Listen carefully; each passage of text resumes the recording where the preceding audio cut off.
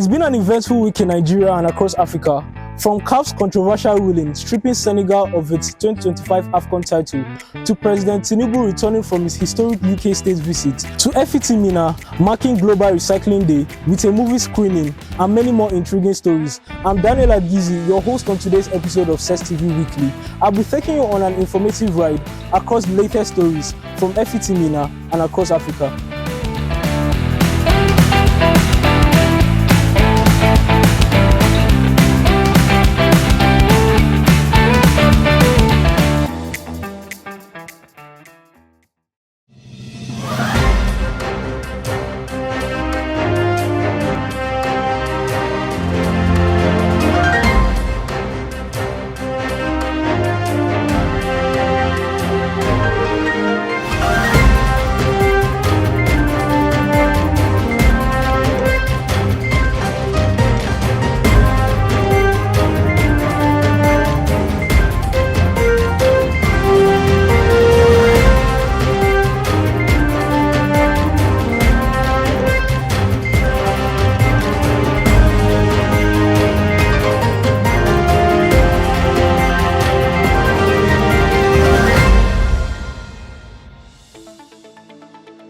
The university community from Federal University of Technology, Minna, joined millions of Muslims worldwide today to mark the end of the holy month of Ramadan with congregational prayers and messages of national development. The atmosphere at the university mosque was one of gratitude as the Muslim Ummah gathered for the Eid prayers, led by the chief imam, followed by the traditional khutbah. Speaking shortly after the prayers, the vice-chancellor of the university, Professor Farouk Kuta, expressed profound gratitude for the successful completion of the spiritual exercise. He noted that the period of fasting was a rigorous journey of faith that has now culminated in the joy of Sidhu.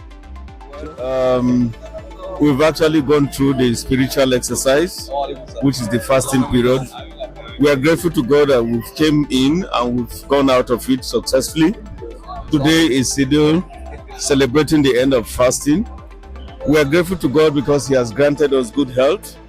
We are also grateful to God because He has granted our leaders the good health to continue to pilot the affairs of the country. We are grateful to the President, who has actually been doing well, who has actually contributed to the growth and development of our tertiary institutions in the country. We are grateful to His Excellency, the Executive Governor of Niger State, who is also the pioneer, who is also the Chief Security Officer of the state. We are grateful to him because he has been able to sustain peace and tranquility in the state. We are grateful to the university community entirely for the support we have enjoyed. As the Vice Chancellor of the university, I think I'm grateful to everybody who continue to ask for that cooperation so that our university would grow from strength to strength. May the Lord continue to grant us good health, the way and then the manner to manage the affairs of the university. Thank you very much. The Chief Imam of Futminna, Dr. Bashir Yonkolo, delivered a powerful summary of his sermon, emphasizing that Ramadan was a unique training opportunity rather than just a moment of physical abstinence. Dr. Yonkolo highlighted that the essence of the fast, patience under pressure, sincerity, and care for the less privileged, must be carried into daily life. He addressed the multi-dimensional challenges facing the global Muslim Ummah and Nigeria specifically, including security and poverty. The khutbah, the summary is to tell us that Ramadan is a unique training opportunity. We are not just to pass through Ramadan with physical acts of worship and ibadah and then forget about the lessons. One of the lessons of Ramadan is for us to have this ability to withstand pressure and denials, to show care and concern to the less privileged, to be united and have the same focus and direction in doing things, to be sincere in the way and manner we conduct ourselves. So Ramadan is an opportunity that has given both the parents, the leaders, the youth, as well as every one of us to be able to improve in the way and manner we conduct ourselves. Most especially today that the global Muslim world is facing multidimensional challenges from all fronts. This is something that we are all witnessing, we are aware. So there is no better time. We should call for Muslim unity across the globe, irrespective of who you are, what you believe in, where you are, as much as you are among this ummah. It is time for us to be focused so that we can be able to assist our community and become responsible citizens wherever we are. The event concluded with prayers for the university's progress, the stability of Niger State, and the restoration of peace across Nigeria and the globe. Both leaders echoed a similar sentiment. While the month of Ramadan has passed, the discipline and devotion it fostered must define the future of the nation. A postgraduate student of the Department of Water Resources, Aquaculture, Fisheries Technology at the Federal University of Technology, Minna, Sarah Ijinada Tize, organized a movie screening titled When Knowledge Becomes Power under the program Recycling Fix 3.0 for the department's final year students on March 18, 2026. The event was held at the department seminar room to mark Global Recycling Day, themed Don't Think Waste, Think Opportunity.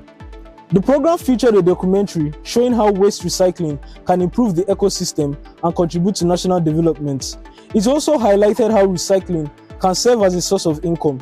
The organizer noted that her passion for the initiative began through volunteering with an NGO in Abuja.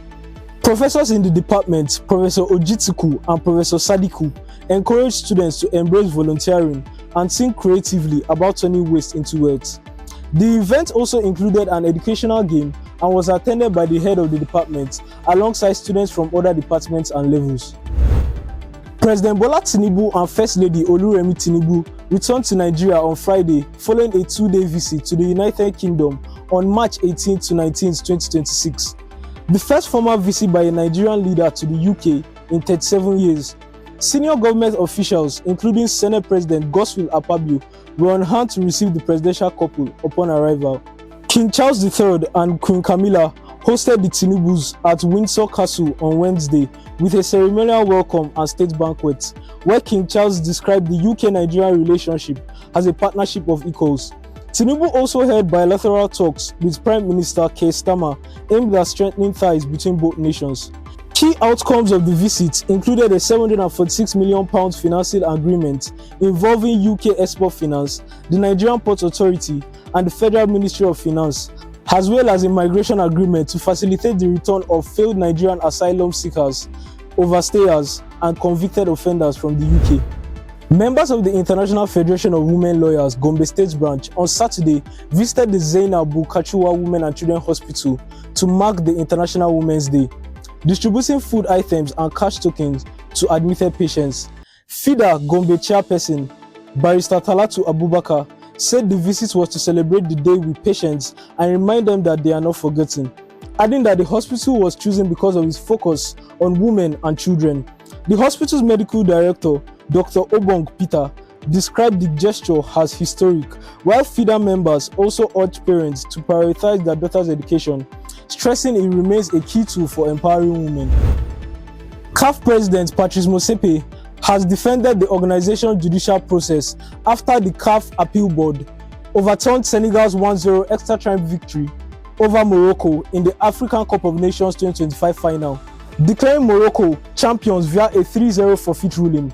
The board, acting on Tuesday, following an appeal by the Royal Moroccan Football Federation, invoked Article 84 of the AFCON regulations after Senegal players walked off the pitch during stoppage time in protest over a controversial VAR awarded penalty. Motsepe, speaking via a video statement on Wednesday, acknowledged the deep-rooted legacy of suspicion and distrust surrounding refereeing decisions in African football, while stressing that CAF's judicial bodies are composed of respected lawyers and judges drawn from all 54 member associations and 6 regional zones to ensure independence and impartiality. He expressed disappointment over the incidents, warning that such actions undermine years of work to build credibility and integrity in African competitions. Senegal's Football Federation has condemned the decision as a travesty and announced plans to appeal to the Court of Arbitration for Sport, a move Motsepe acknowledged every African nation has the right to pursue. The ruling is a rare moment in football history, where a major final result was retroactively reversed due to a mid-match protest, and debate over its fairness continues to rage across the continent. Nigerians the Tigers have expressed confidence ahead of the 2026 FIBA Women's Basketball World Cup in Berlin, despite finishing with 2 wins and 3 defeats at the qualifying tournament, having already secured their spot by winning the 2025 Women's AfroBasket. Head coach Rena Wakama described the 5 games in 7 days schedule as a valuable preparation platform, insisting the team will be better come September.